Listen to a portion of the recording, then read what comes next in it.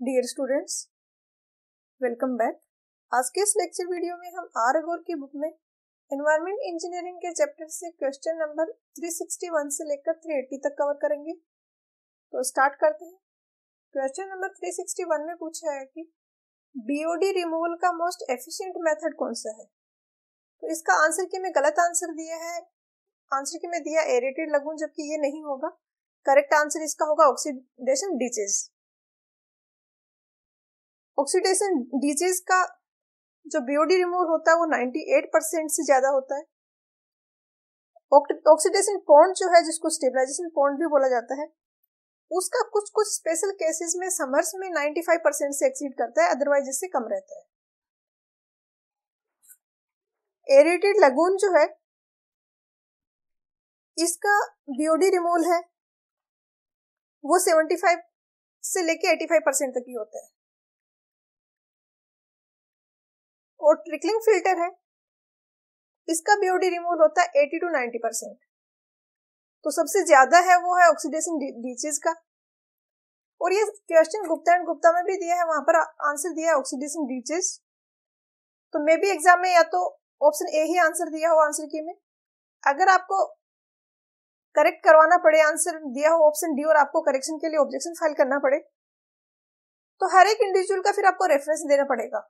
Oxidation ditches वाला जो है, उनका ये एसके गर्ग की जो sewage disposal and air pollution engineering की बुक है, उसमें पेज नंबर 388 पे दिया गया है कि सस्पेंडेड सॉलिड से वो ऑक्सीडेशन डिस में 90% तक रिमूव होती है और बीओडी रिमूवल होता है वो 98% तक होता है। तो ये 98% सबसे ज्यादा है जो भी ऑप्शंस में दिए हैं।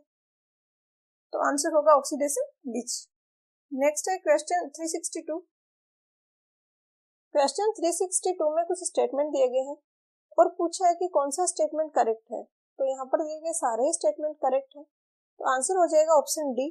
स्टेटमेंट ए में दिया है कि इमोफ टैंक है, उसकी फ्लो वेलोसिटी है वो 0.3 मीटर पर मिनट होती है। बी में दिया है कि सेप्टिक टैंक का जो एफ्लुएंट है, उसको किसी भी ओपन ड्रेन में हम डिस्चार्ज नहीं कर सकते क्योंकि वो फिट नहीं है उसके लिए, उसमें काफी ज्यादा इम्प्योरिटीज है। ऑप्शन सी में दिया है कि सेप्टिक टैंक है, उसको हम सेटलिक टैंक के जैसे भी यूज कर सकते हैं और डाइजेशन टैंक के जैसे भी यूज कर सकते हैं। बेसिकली सेप्टिक टैंक एक टैंक होता है और उसी में सेडिमेंटेशन भी होता है और उसी में डाइजेशन भी होता है। इमोफ टैंक जो होता है उसमें इन दोनों को सेपरेट कर दिया जाता है, बट सेप्टिक टैंक में ये एक ही टैंक में होते हैं। तो ऑप्शन डी हो गया इसका आंसर। नेक्स्ट है क्वेश्चन 363। 363 में भी कुछ स्टेटमेंट दिए हैं और पूछा है कि कौन सा स्टेटमेंट करेक्ट है। इसका भी आंसर होगा ऑप्शन डी, सारे स्टेटमेंट करेक्ट है। फर्स्ट में दिया है कि पीक है वो डैम्प हो जाता है। डैम्प हो जाता है मतलब पीक है वो रिड्यूस हो जाता है, क्योंकि स्टोरेज स्पेस होता है कुछ सीवर्स में। जैसे कि ये कोई लेटरल सीवर है और यहाँ पे कोई मेन सीवर है, तो इसका जितना पीक जितना हाई होगा उस तरीके से इसका पीक नहीं बनेगा। इसका पीक कुछ डैम्प्ड होगा, कुछ कम होगा, क्योंकि कुछ अमाउंट ऑफ सीवेज है वो बीच में जो ब्रांच सीवर वगैरह है उन सब में भी स्टोर होगा। स्टेटमेंट टू में दिया है कि पीक है वो डैम्प्ड होती है, क्योंकि सीवेज को पॉइंट ऑफ गेजिंग में पहुंचने तक कुछ टाइम लगता है। जैसे यहाँ पे हम मेजर कर लें तो कुछ पीक है, बट यहाँ तक पहुंचने में वो पीक उतना नहीं रहेगा क्योंकि यहाँ तक पहुंचने में भी कुछ टाइम लग रहा है सीवेज को। 3 में दिया है कि पीक फ्लो है वो बहुत ज्यादा प्रोनाउंस्ड होता है ओरिजिन के करीब। जैसे ये हाउस है, यहाँ पर कॉलोनी है, तो इसके पास में पीक फ्लो ज्यादा होगा। जैसे जैसे डिस्टेंस पे जाएंगे वैसे वैसे ट्रिब्यूटरी एरिया इंक्रीज होगा। एक आउटफ्लो सीवर है, जैसे हो सकता है वो पूरे सिटी को जो डिमांड है वो फुलफिल कर रहा होगा सीवेज की, वो पूरे सिटी का सीवेज है उसको डिस्चार्ज कर रहा होगा। बट एक कोई ब्रांच सीवर है वो कम एरिया का डिस्चार्ज है, उसको जो सीवर है उसको डिस्चार्ज कर रहा होगा। तो जैसे जैसे एरिया बढ़ता है वैसे वैसे भी पीक आर्ली फ्लो है वो डिक्रीज हो जाता है। नेक्स्ट है क्वेश्चन 364। क्वेश्चन 364 में लिस्ट 1 में फॉर्मूले का नाम दिया है और लिस्ट 2 में फॉर्मूला दिया हुआ है और इनको मैच करना है। तो डिकन्स फॉर्मूला होता है QP is equal to CM raise to power 3/4। इस पे बेस्ट काफी सारे क्वेश्चंस आपको मिल जाएंगे स्पेसिफिकली इस वाले पे, और काफी बार आते हैं एग्जाम में। और यहाँ पे C है, कांस्टेंट होता है जिसकी वैल्यू 11.5 होती है। तो A का यहाँ पे हो गया 3, B है ये है राइव्स फॉर्मूला। इसमें होता है QP is equal to C1m raise to power 2/3। यहाँ पे C हर एक में कांस्टेंट है और m है वो कैचमेंट एरिया है स्क्वायर किलोमीटर में। तो इस C की जो वैल्यू होती है वो होती है 6.8। तो राइव्स फॉर्मूला हो गया 1 वाला। पावर भी आपको याद है तो सफिशिएंट होगा। इंग्लिश फॉर्मूला होता है, इसमें होता है QP is equal to 123 root m। तो ये है 2 में, C का 2 हो गया और D है बर्ज फॉर्मूला। तो ये हो जाएगा 9.6 वाला जो बचा है, तो इसका हो जाएगा 4। ये सारे ही पीक फॉर्मूला डिस्चार्ज के फॉर्मूले हैं। तो 3124 होगा इसका आंसर। ये दिया गया है ऑप्शन बी में। नेक्स्ट है क्वेश्चन 365। क्वेश्चन 365 में कुछ स्टेटमेंट दिए हैं और पूछा है कि इनमें से करेक्ट स्टेटमेंट कौन कौन से हैं। स्टेटमेंट ए में दिया है कि वाटर सप्लाई पाइप्स हैं वो प्योर वाटर को कैरी करती है। तो जो वाटर सप्लाई किया जाता है सिटी में वो तो प्योर ही होता है, उसमें कोई सस्पेंडेड पार्टिकल्स वगैरह नहीं होते हैं, कोई कंटामिनेशन भी नहीं होता है, तो ये करेक्ट है। बी में दिया है कि सीवर पाइप्स जो सीवेज कैरी करती है उसमें कुछ पार्टिकल सस्पेंशन में होते हैं, कुछ हैवी होते हैं वो सेटल हो जाते हैं बॉटम में, और सीवर लाइन में जो बॉटम में पार्टिकल सेटल हो रहे हैं उसके कारण क्लॉगिंग भी हो सकती है, तो ये भी करेक्ट है। 3 में दिया है कि वाटर सप्लाई पाइप्स हैं वो वाटर को ग्रेविटी में के फोर्स के कारण कैरी करती हैं, तो ऐसा नहीं है। वाटर सप्लाई पाइप्स हैं उनमें प्रेशर फोर्सेस के कारण वाटर फ्लो होता है, और सीवर पाइप्स हैं उनमें ग्रेविटेशनल फोर्सेस के कारण होता है। तो 3 भी गलत है और 4 भी गलत है, क्योंकि यहाँ पर इसने अंडर प्रेशर लिखा है। कुछ स्पेशल केसेस में कहीं कहीं पे अंडर प्रेशर भी सीवर पाइप्स में फ्लो होता है, बट इन जनरल जो फ्लो होता है वो ग्रेविटेशनल फोर्सेस के कारण होता है। तो आंसर हो जाएगा option A. 1 and 2 are correct. Next है क्वेश्चन 366। क्वेश्चन 366 में कुछ स्टेटमेंट दिए गए हैं और पूछा है कि करेक्ट स्टेटमेंट कौन सा होगा। यहाँ पर आंसर की में जो आंसर दिया है वो ऑप्शन ई दिया है, बट वो नहीं होगा, इसका आंसर होगा ऑप्शन डी। स्टेटमेंट 1 में दिया है कि जो भी 0.7 मीटर डायमीटर से कम डाया की पाइप्स हैं उनको डिजाइन किया जाता है कि वो हाफ फुल रन हो मैक्सिमम डिस्चार्ज की कंडीशन के लिए। तो ये स्टेटमेंट तो करेक्ट है, बट ये 0.7 मीटर नहीं होता, क्राइटेरिया होता है 0.4 मीटर। स्टेटमेंट 2 में दिया है कि 0.7 मीटर से ज्यादा जो ग्रेटर डाया की पाइप्स हैं उनको मैक्सिमम डिस्चार्ज पे 2/3 या 3/4 फुल रन होने के लिए डिजाइन किया जाता है। तो यहाँ पे भी 0.7 मीटर ना होगा, 0.4 मीटर होगा। स्टेटमेंट 3 में दिया है कि जो एक्स्ट्रा स्पेस है, जैसे कि फर्स्ट वाला ये केस था, इसमें हाफ ही फुल रन करने के लिए डिजाइन किया जाता है, तो खाली क्यों रखते हैं, तो फ्री स्पेस होता है वो इसलिए दिया जाता है कि अनएक्सपेक्टेड रीजन के कारण अगर सीवेज में कुछ इंक्रीज हो तो ओवरफ्लो ना हो, क्योंकि हाईली कंटामिनेटेड होता है सीवेज, तो उसका ओवरफ्लो बिल्कुल नहीं होना चाहिए। वाटर पाइप्स जो वाटर सप्लाई पाइप्स है उनके केस में ऐसा नहीं होता है, वहां पे अगर कोई ओवरफ्लो हो भी रहा है तो कोई इश्यू नहीं है इतना। फोर्थ में है कि सीवर्स पाइप्स हैं उनमें फ्लो होता है वो ग्रेविटेशनल फोर्सेस के कारण होता है। तो 3 और 4 ही करेक्ट हुए। 1 और 2 को इनकरेक्ट प्रूव करने के लिए आप जो रेफरेंस यूज कर सकते हो वो है ये एस के घर की book sewage disposal and air pollution engineering. इसमें चैप्टर है एक hydraulic design of sewers and storm water drain sections. Page number 45 पे ये पैराग्राफ दिया गया है जहां पे ये सब लिखा हुआ है, 0.4 मीटर है वहां पर। नेक्स्ट है क्वेश्चन 367। क्वेश्चन 361 में 2 स्टेटमेंट दिए हुए हैं और यहाँ पर ऑप्शन में जो दिया है इसके अकॉर्डिंग हमें चूज करना है ऊपर वाले स्टेटमेंट्स के अकॉर्डिंग कि आंसर कौन सा होगा। ए में दिया है कि सीवर्स में जो फ्लो वेलोसिटी है वो कम नहीं होनी चाहिए, अगर कम हुई तो जो सस्पेंडेड पार्टिकल है उनकी सिल्टिंग स्टार्ट हो जाएगी, मतलब वो पाइप में जमने लग जाएंगे, और अगर बहुत ज्यादा हुई तो सीवेज पाइप जिस मटेरियल से बना हुआ है उस मटेरियल की स्काउरिंग होने लग जाएगी। आर में दिया है कि फर्स्ट कंडीशन है वो मिनिमम वेलोसिटी को लिमिट करती है, मिनिमम वेलोसिटी इतनी होनी चाहिए कि सस्पेंडेड पार्टिकल सस्पेंशन में ही रहे, कम वेलोसिटी हुई तो सिल्टिंग होगी। और सेकेंड कंडीशन है वो मैक्सिमम वेलोसिटी को लिमिट करती है, एक मैक्सिमम वेलोसिटी होती है पर्टिकुलर टाइप के सीवर मटेरियल के लिए, अगर उससे ज्यादा वेलोसिटी हुई तो फिर स्काउरिंग होने के चांसेस हैं। तो दोनों ही करेक्ट है। और आर है वो करेक्ट एक्सप्लेनेशन है ए का, तो यहाँ पर आंसर ऑप्शन ए हो जाएगा। ए और आर दोनों ही ट्रू है और आर करेक्ट एक्सप्लेनेशन है। नेक्स्ट है क्वेश्चन 368। क्वेश्चन 368 में कुछ स्टेटमेंट दिए गए हैं और पूछा है कि करेक्ट स्टेटमेंट कौन सा होगा। ये स्टेटमेंट है सेल्फ क्लींजिंग वेलोसिटी के रिगार्डिंग, और ये फॉर्मूला होता है सेल्फ क्लींजिंग वेलोसिटी का। डीडीएस यहाँ पे पार्टिकल साइज है, जी है वो पार्टिकल्स की स्पेसिफिक ग्रेविटी है, एन है वो मैनिंग्स कोफिशिएंट है। तो वैसे तो जो स्टेटमेंट में दिया है हम इससे भी फाइंड आउट कर सकते हैं, बट कैलकुलेशन काफी टफ है, एग्जाम में आप सॉल्व नहीं कर पाओगे। और कुछ और भी इस सेम कंसेप्ट पे बेस्ड क्वेश्चंस पहले भी आए हैं, तो ये वैल्यूज डायरेक्टली याद रखना ठीक रहेगा। स्टेटमेंट 1 में दिया है कि कोई इनऑर्गेनिक पार्टिकल है जिसका डायमीटर 1 mm है, स्पेसिफिक ग्रेविटी 2.65 है, तो मिनिमम वेलोसिटी जो सेल्फ क्लींजिंग वेलोसिटी रिक्वायर्ड है वो 0.45 मीटर पर सेकंड होगी। तो ये स्टेटमेंट करेक्ट है।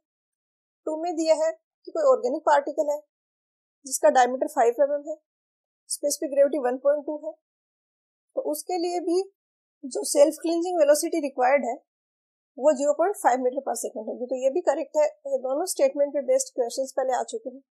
स्टेटमेंट 3 में दिया है कि इनऑर्गेनिक पार्टिकल है कोई 1 mm डायमीटर का, ऑर्गेनिक पार्टिकल है 5 mm डायमीटर का। जो ऊपर दिया सेम साइज दिया हुआ है और स्पेसिफिक ग्रेविटी भी सेम दी हुई है, बट सेल्फ क्लींजिंग वेलोसिटी जो दी है वो दी है 0.30 मीटर पर सेकंड। तो ये गलत है, ये 0.45 मीटर पर सेकंड होती है। तो स्टेटमेंट 3 गलत हो गया, 1 और 2 करेक्ट है, तो यहाँ पर आंसर हो जाएगा ऑप्शन बी। नेक्स्ट है क्वेश्चन 369। क्वेश्चन 369 में दो लिस्ट दी है। यहाँ पर दिया है डायमीटर ऑफ सीवर mm में, और यहाँ पर दिया है कि सेल्फ क्लींजिंग वेलोसिटी के लिए ग्रेडियंट जो रिक्वायर्ड है वो कितना है। अगर डाया 100 है तो ग्रेडियंट 1/60 होता है, और जैसे जैसे डाया इंक्रीज होता है ग्रेडियंट है वो कम हो जाता है। 1/60 ग्रेडियंट ज्यादा होगा, ज्यादा स्टीप स्लोप होगा। 1/100 का ग्रेडियंट है, इसमें कम स्लोप होगा।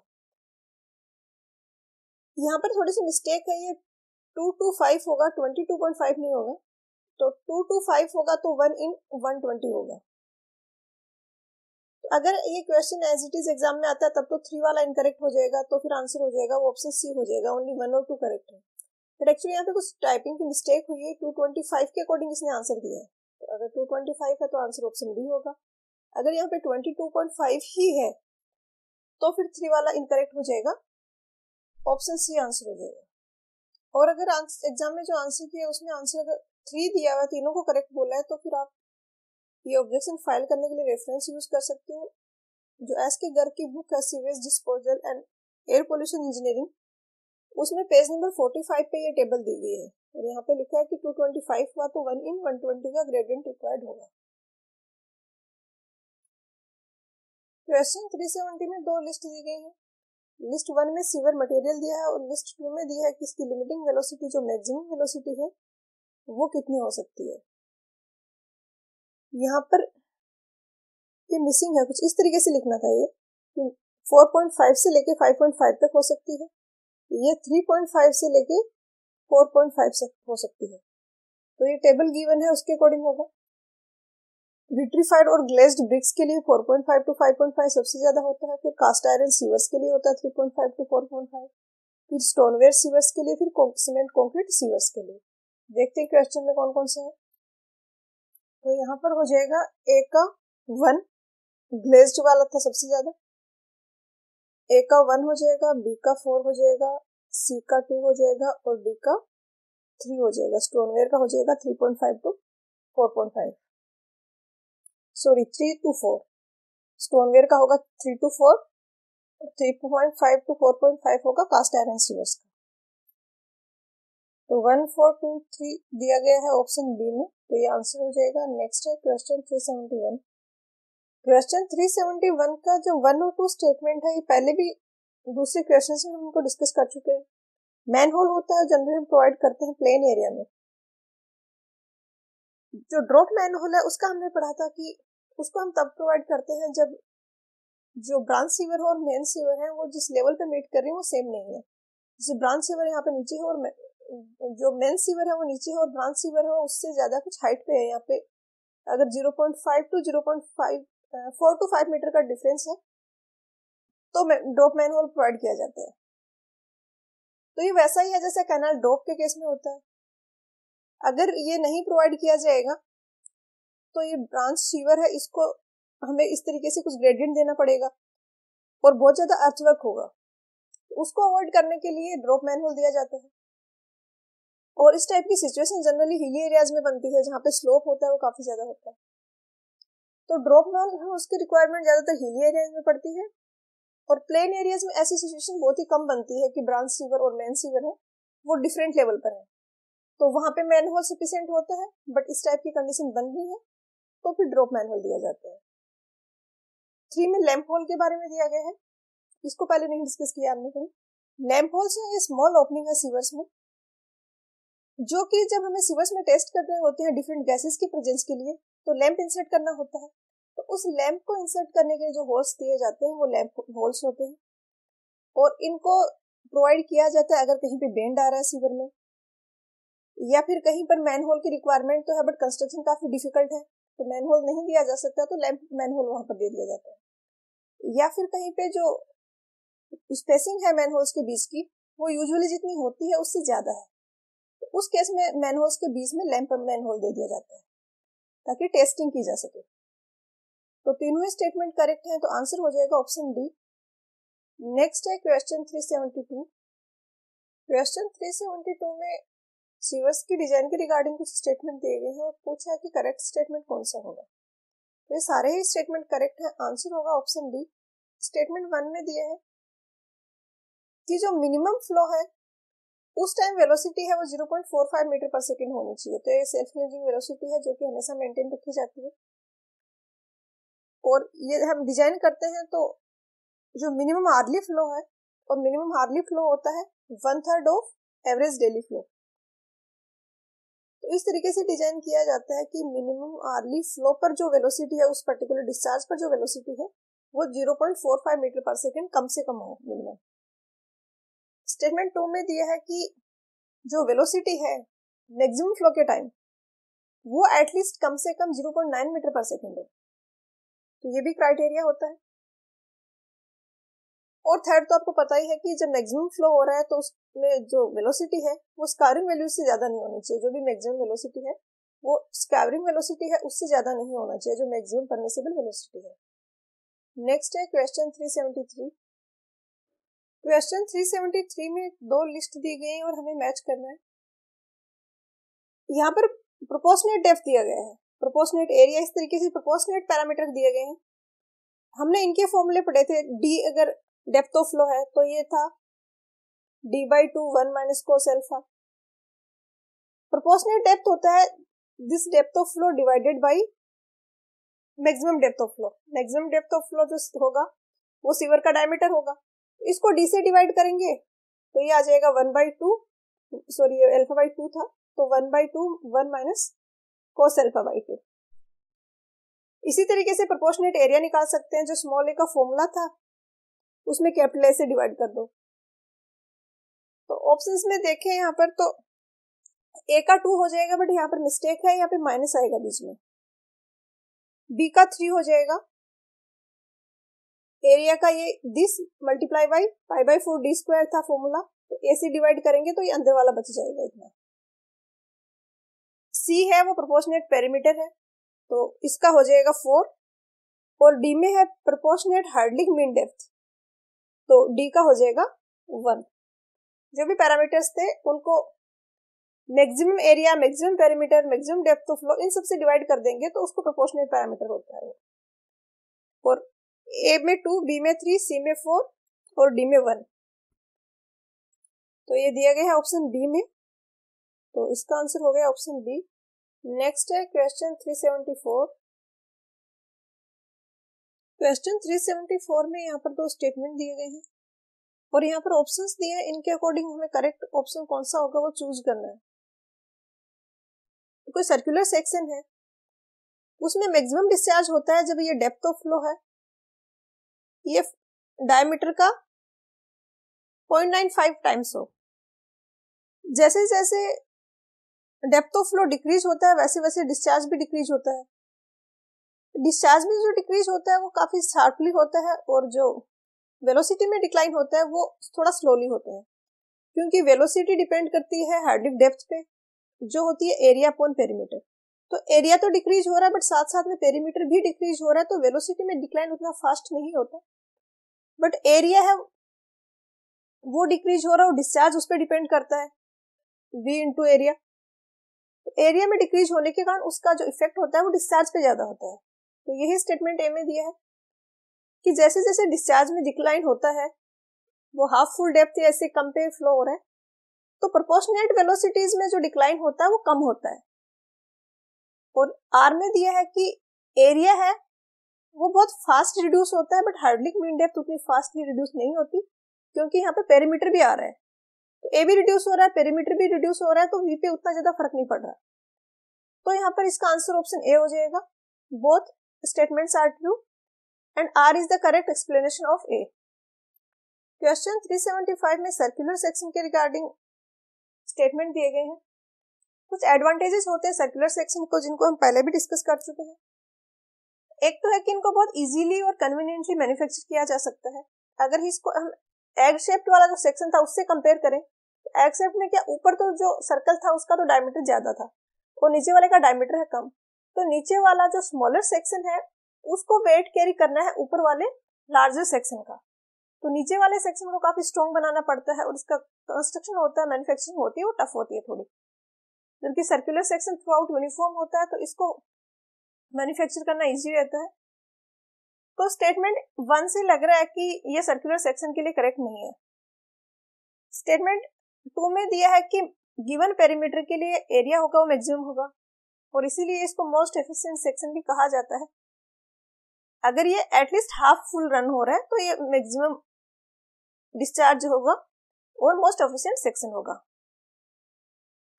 और ये थ्रू आउट यूनिफॉर्म होता है तो कहीं पे भी डिपॉजिट्स वगैरह नहीं इसमें जमा होते क्योंकि कर्वेचर इसकी थ्रू आउट सेम होती है। स्टेटमेंट 3 में दिया है कि जब रनिंग फुल या हाफ फुल है तो उस केस में भी मोस्ट एफिशिएंट होता है। तो 2, 3 तो करेक्ट है, 1 में भी इनकरेक्ट हो सकता है, बट यहाँ पर ऑप्शंस ऐसे दिए हैं कि कोई ऐसा ऑप्शन है ही नहीं जिसमें 2, 3 है। अगर किसी ऑप्शन में 2 और 3 होता तो वो करेक्ट होता, लेकिन ऐसा कोई भी ऑप्शन नहीं है। 1 अलोन इज करेक्ट, ये भी नहीं है। 1 एंड 2 आर करेक्ट, तो 1 करेक्ट नहीं लग रहा। 2 अलोन इज करेक्ट, तो 3 भी करेक्ट है, तो ये भी नहीं हो सकता। तो वैसे तो जो ऑप्शंस दिए हैं उनमें से कोई सा भी करेक्ट नहीं है, बट फिर भी ऑप्शन डी है, ये आंसर की में दिया हुआ है और एग्जाम में है तो फिर आपको इसके अकॉर्डिंग आंसर करना है। करेक्ट नहीं है बट कोई श्योरिटी नहीं है कि जब आप ऑब्जेक्शन फाइल करो तो करेक्ट करें वो उसको। तो या तो इस टाइप के क्वेश्चंस हम एग्जाम में बोनस होते हैं या फिर जो आंसर गिवन है आंसर की में फिर वही रह जाता है फाइनल। नेक्स्ट है क्वेश्चन 376। तो इसमें यहाँ पर लिस्ट 1 में डिफरेंट क्रॉस सेक्शन दिए हैं और लिस्ट 2 में मैच करना है कि कौन से टाइप का सेक्शन है। तो ए में जो दिया है वो एग शेप्ड सेक्शन है, तो ए का हो जाएगा 3, बी का हो जाएगा 1, ये हॉर्स शू शेप्ड सेक्शन है, पिछले क्वेश्चन में हमने देखा था इसको। सी में हो जाएगा 2 पैराबोलिक और डी में हो जाएगा 4 यू शेप्ड सेक्शन। तो 3, 1, 2, 4, तो आंसर हो जाएगा ऑप्शन सी। और यहाँ पर भी काफी आसान है ऑप्शंस के अकॉर्डिंग, अगर 1, 2 का भी आपको पता है तो ऑप्शन ज्यादा कंफ्यूजिंग नहीं होते। नेक्स्ट है क्वेश्चन 377। 377 में एस्बेस्टोस सीमेंट जो एसिड सीवर्स है उनके रिगार्डिंग कुछ स्टेटमेंट दिए हैं और करेक्ट स्टेटमेंट आइडेंटिफाई करना है। तो ये हम पहले भी पिछले क्वेश्चंस में डिस्कस कर चुके हैं। इसकी प्रॉपर्टीज की लाइट इन वेट होता है, असेंबली इसका इजी होता है, इंटीरियर सरफेस बहुत ज्यादा स्मूथ होती है इसकी, तो एफिशिएंट होगा हार्डली। बट इसकी जो कैपेसिटी है कंप्रेसिव स्ट्रेसेस कैरी करने की वो काफी कम है। हैवी एक्सटर्नल लोड्स ये कैरी नहीं कर पाता क्योंकि कंप्रेशन में इसकी इतनी ज्यादा स्ट्रेंथ नहीं है। तो 4 वाला स्टेटमेंट गलत हो गया, तो करेक्ट हो जाएंगे 1, 2, 3। नेक्स्ट है क्वेश्चन 378। क्वेश्चन 378 में कुछ स्टेटमेंट दिए गए हैं और पूछा है कि कास्ट आयरन सीवर्स के रिगार्डिंग कौन सा स्टेटमेंट इनमें से करेक्ट है। तो यहाँ पर दिए गए सारे ही स्टेटमेंट करेक्ट है, तो आंसर हो जाएगा option D. Cast iron sewers होते हैं ये काफी स्ट्रॉन्ग होती है स्ट्रक्चरली, ये प्रेशर रेजिस्ट कर सकते हैं, टेंसाइल और कंप्रेसिव स्ट्रेसेस को रेजिस्ट कर सकते हैं, बट ये कॉस्टली होते हैं कंपेयर टू स्टोनवेयर और सीमेंट कंक्रीट पाइप्स के। तो कुछ स्पेसिफिक प्लेसेस पे जहाँ पे ज्यादा स्ट्रेस कैरी करने की रिक्वायरमेंट होती है, इनको वहीं पे प्रोवाइड किया जाता है। तो इनको प्रोवाइड किया जाता है आउटफॉल सीवर्स में, क्योंकि आउटफॉल सीवर्स और जो राइजिंग मेन्स है पंपिंग स्टेशंस की, उनमें जो सीवेज होता है वो अंडर प्रेशर होता है। इसके अलावा हैवी ट्रैफिक लोड है, जैसे कि हाईवे के नीचे या रेलवे के नीचे कोई सीवर लाइन प्रोवाइड करनी है, तो वहां पर भी कास्ट आयरन पाइप्स प्रोवाइड की जाती है। उसके अलावा जैसे कि जनरली सीवर लाइंस होती है अंडरग्राउंड होती है, बट कहीं पे कोई इस तरीके से एरिया है और सीवर लाइन को इसके ऊपर इस तरीके से ले जाना है, तो उस केस में यहाँ पे ट्रेशल्स होते हैं, ये फ्रेमवर्क है जो कि इसको सपोर्ट करता है। तो इन ट्रेशल्स के ऊपर से अगर लेके जाना है सीवर लाइन को, तो वहां पे कास्ट आयरन पाइप्स का यूज किया जाता है। और ये 100% लीक प्रूफ होती है, तो कोई भी कंटामिनेशन, जो अंडरग्राउंड पाइप्स है उसमें कंटामिनेशन का कुछ भी इश्यू नहीं रहता। तो ऑप्शन डी हो गया इसका आंसर। नेक्स्ट है क्वेश्चन 379। 379 में दो लिस्ट दी गई है और हमें मैच करना है। लिस्ट 1 में टाइप ऑफ सीवर दिया है और लिस्ट 2 में उसकी प्रॉपर्टी दी है। तो पिछले क्वेश्चन में हमने देखा कास्ट आयरन सीवर्स होती है, इनकी टेंसाइल और कंप्रेसिव और बेंडिंग स्ट्रेसेस ग्रेटर होती हैं। तो पता है हमें कि ए का 4 होगा। तो वैसे तो एक ही ऐसा ऑप्शन है जिसमें ए का 4 दिया गया है यहाँ पर, तो ऑप्शन सी में दिया है, तो यही आंसर हो जाएगा। बाकी का भी हम एक बार डिस्कस कर लेते हैं। स्टोनवेयर पाइप्स होती है, उनकी जो सल्फाइड कोरोजन को रेजिस्ट करने की कैपेसिटी होती है वो काफी ज्यादा होती है, तो बी का हो गया 1। सी में है कंक्रीट सीवर्स, तो ये कोरोजिव होती है और इजीली अफेक्टेड हो जाती हैं। अगर कोई सल्फ्यूरिक एसिड है वो फॉर्म हो रहा है तो उस केस में इनका कोरोजन हो जाता है बहुत जल्दी। तो सी का 2 हो जाएगा, डी का हो जाएगा 3। स्मूथ सरफेस होती है एस्बेस्टोस सीमेंट सीवर्स की, तो हार्डली के लिए काफी एफिशिएंट है क्योंकि रफनेस नहीं होती और वो स्मूथली फ्लो होता है। तो ए का 4, बी का 1, सी का 2 और डी का 3। आंसर हो जाएगा ऑप्शन सी। नेक्स्ट है क्वेश्चन 380। 380 को हम पहले भी डिस्कस कर चुके हैं इस पॉइंट पे को। स्टेटमेंट ए में दिया है कि सीवर पाइप्स हैं वो जनरली इस तरीके से ले की जाती हैं कि वो आउटफॉल एंड से स्टार्ट करते हैं उनको, और उसका रीजन ये होता है कि जितना फ्रेमवर्क बन गया है, जितना सीवर पाइपलाइंस बन चुकी है, उनको तो हम यूज कर सकें। क्योंकि अगर आप हाउस ड्रेन और ब्रांच सीवर वगैरह से कनेक्ट स्टार्ट करते हो और आगे आउटफॉल सीवर नहीं है, तो हम ब्रांच सीवर का यूज नहीं कर सकते। तो सबसे पहले आउटफॉल सीवर बना दी जाती है ताकि जितने भी सीवर लाइंस का काम हुआ है उसको यूज किया जा सके। तो यही रीजन दिया है यहाँ पे कि टेल सीवर्स है उनको हम यूज कर सके इनिशियल पीरियड ऑफ कंस्ट्रक्शन में, कंप्लीट नहीं हुआ है कंस्ट्रक्शन। तो दोनों स्टेटमेंट करेक्ट है, आर है वो करेक्ट एक्सप्लेनेशन है, तो इसका आंसर हो जाएगा ऑप्शन ए। तो आज के लेक्चर वीडियो में इतना ही, मिलते हैं नेक्स्ट वीडियो में। पढ़ाई करते रहिए, ऑल द वेरी बेस्ट। जो लोग चैनल पे नए आए हैं, जाने से पहले फटाफट से चैनल को सब्सक्राइब कर लें।